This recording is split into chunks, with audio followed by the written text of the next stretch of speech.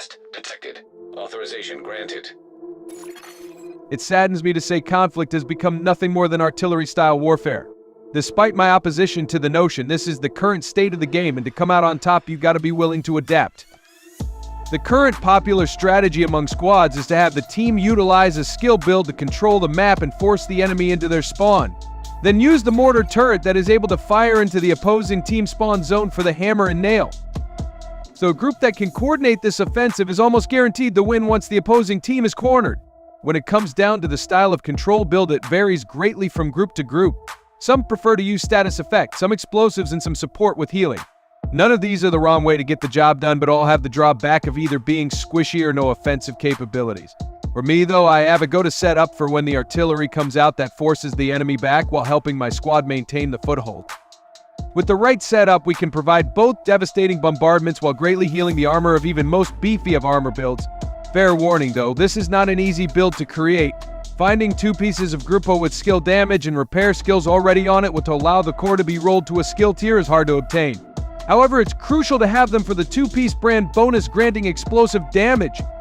Additionally, the name China Light strategic alignment while also giving more explosive damage is perfect shock and awe.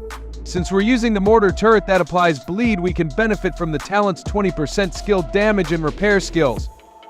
Now we're going to use one piece of Wyvern and one Alp Summit for the additional brand buffs to repair and damage. One of the chest talent will be kinetic momentum, though glass cannon gives more damage. Gaining both damage and repair from kinetic momentum makes it perfect for this build.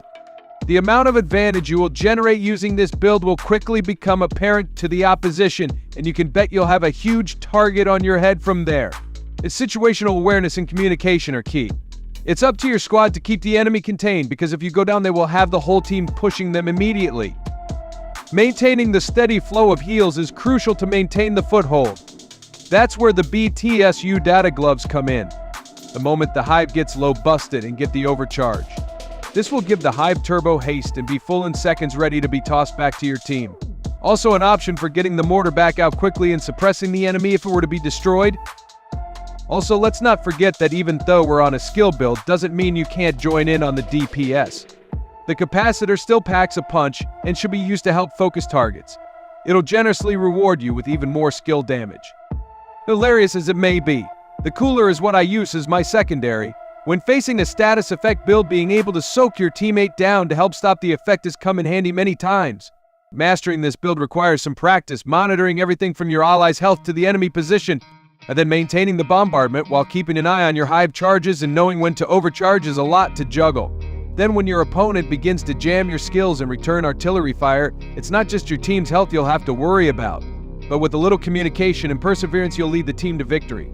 And not only in support, but maybe also on the kills leaderboard. In the right hands, this setup is a force that will demand the enemy's attention. How you manage that attention will be the key to success. Good luck and try not to blow yourself up, alright? Fade out.